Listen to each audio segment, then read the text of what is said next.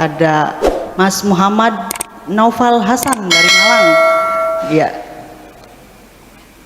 yang ingin dipersilakan untuk bertanya atau berdiskusi dengan Buya. Naufal Hasan. Ya. Iya. Assalamualaikum. Waalaikumsalam.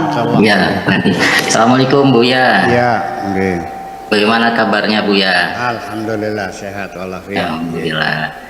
Ya, ini gini Buya, saya mau nanyakan mengenai ini Pak Buya, penjelasan mengenai perbedaan makna zakat, infak dan sodako Buya, serta pembagian kepada orang yang berhak menerimanya. Soalnya agak samar-samar itu kalau antara zakat, infak dan sodako, baik makna maupun orang yang menerima, yang berhak menerimanya gitu Buya. Ya, terima kasih Buya. Assalamualaikum warahmatullahi wabarakatuh. Zakat itu artinya suci. Zakat itu artinya suci. Makanya wala tuzakku anfusakum. Jangan kau anggap dirimu suci. Firman Tuhan yang lain, khud min amalhim, khud amalhum tuzakkihim. Ya, tuzakkihim, untuk mensucikan diri mereka. Ciri zakat itu untuk mensucikan diri mereka dan mensucikan harta mereka. Sebab di dalam Al-Quran, agama Islam khususnya, bahwa rizki yang Allah berikan kepada kita itu tidak 100% untuk kita semua, tetapi di dalamnya ada titipan-titipan dari Allah. Untuk siapa? Untuk orang yang menderita, untuk orang yang minta-minta, orang yang lagi susah, fakir dan miskin dan sebagainya. Makanya dikatakan dalam Al-Quran, ya, wa fi amwalihim haqqul lisaili wal mahrum. Di dalam harta mereka ada titipan dari Allah untuk orang yang minta-minta dan orang yang sengsara. Jadi artinya keluarkan dulu hak orang lain, baru sisanya itu milik kamu. Jangan kau habiskan semuanya, ada titipan. Nah, jadi zakat itu sendiri adalah kewajiban yang harus dikeluarkan oleh umat Islam untuk orang-orang yang hidupnya sengsara, fakir miskin, pengemis dan sebagainya. Itu hak mereka, itu namanya zakat. Kalau sedekah itu adalah sesuka-suka kita, sebisa kita, tidak ada batasannya. Kalau zakat ada ketentuan persentasenya.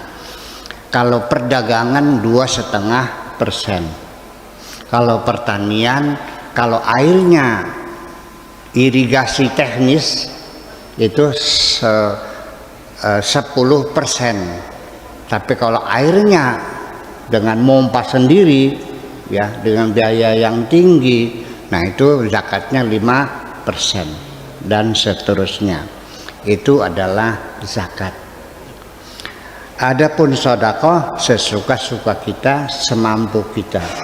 Bisa 50%, silakan untuk masyarakat, ya, atau 100% juga boleh.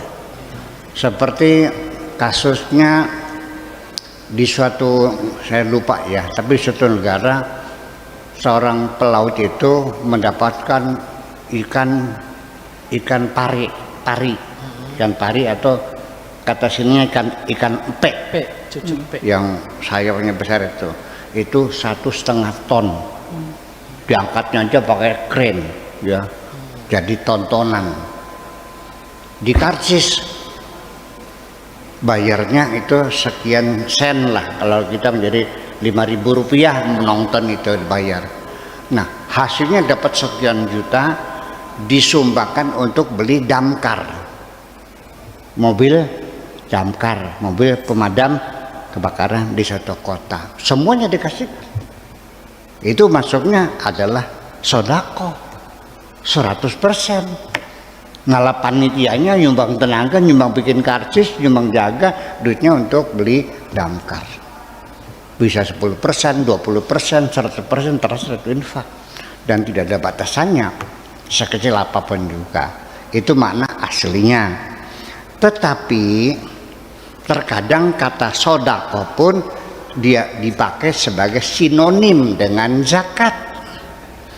Jadi maksudnya zakat, tapi menggunakan kata as-sodako, seperti firman Tuhan juga, innamas sodaqatu lil fuqara wal masakin. Sodako itu adalah untuk orang fakir miskin, dan nanti wal amilina wal gharimina wal mu'afatu qulubuhum dan sebagainya, itu adalah asnafnya zakat. Berarti sodako di sini maksudnya zakat. Zakat bisa dan sodako menjadi dua kata sinonim, tapi sodako itu bisa makna sendiri, artinya sesuka-suka kita. Adapun infak ini adalah berdasarkan kesepakatan antara rakyat dengan pemerintah untuk proyek-proyek nasional, ya kan begitu? Atau masyarakat di Indonesia seringkali ketika masjidnya itu sudah tua, perlu dibangun kembali, diadakan rapat di desa, ya kan? Nah, nanti kesepakatannya apa? Per kakak, kepala keluarga nih, itu dikenakan sumbangan, namanya infak. Per kakak, kepala keluarga ini 2 kintal, artinya 1 juta. Ketika 1 kintal harganya 500, per kakak 1 juta, artinya 2 kintal, semua kena. Itu kesepakatan infak untuk bersama. Nah, selain itu ada lagi, nanti ada doribah, ada adaat, ada kharaj, ada sumber-sumber keuangan Islam pada zaman itu bervariasi. Ada zakat, ada infak, ada sedekah, ada doribah, pajak, ya, ada namanya adaat, upeti dan sebagainya. Itu juga sebagai sumber-sumber keuangan negara Islam pada zaman dahulu kala. Kita hampir itu tidak kita dengar lagi, seperti ardus sawad, tanah hitam. Ketika terjadi peperangan, ya, kemudian terjadi ekspansi, ya, negara Islam mencengkeramkan kekuasaannya, ya kan gitu.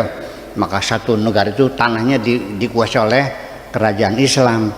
Itu tidak dipatok-patok kemudian diterlantarkan, tetap tidak boleh mubazir, dimanfaatkan. Yaitu dikembalikan kepada masyarakat lagi, silakan digarap dengan bayar al-kharaj, ya, per hektar sekian bayarnya kepada negara. Ini belum pajak lagi nih, ini baru tanahnya. Nanti hasilnya juga ada pajaknya lagi. Itulah variasi-variasi dalam keuangan negara Islam pada zaman dahulu kala. Jadi artinya kalau zakat kita tidak bisa mengotak-atik, ya, memang ada ketentuannya. Sekali lagi, kalau perdagangan itu 2,5%, ya, kalau pertanian itu 5% atau 10%. 5% kalau kita airnya, ya, ngambil sendiri, diangkut untuk nyiramnya. Nah, kalau irigasi teknis, airnya datang sendiri, itu 10%. Pertanyaan saya selanjutnya, kenapa perdagangan, orang dagang lebih kaya? Pedagang lebih kaya daripada petani. Kenapa hanya 2,5%? Sedangkan petani yang miskin kok 10%? Kenapa? Saya jelaskan sebabnya. Karena dalam pertanian usaha manusia tidak banyak terlibat. Semuanya Allah yang menanganinya. Hujan turun sendiri, tanah dipilihkan oleh Allah, pohonnya tumbuh sendiri, mataharinya panas sendiri. Seorang petani hanya menanam dan menunggu tumbuh. Tapi kalau pedagang, dia putar otaknya itu dari jam 8 pagi sampai jam 8 malam, bahkan sampai jam 11 malam mereka menata kembali. Jadi memang terlibat lebih banyak, sehingga pajaknya 2,5 atau zakatnya 2,5%, tapi petani zakatnya itu sampai 10%. Itu kira-kira mungkin. Makasih.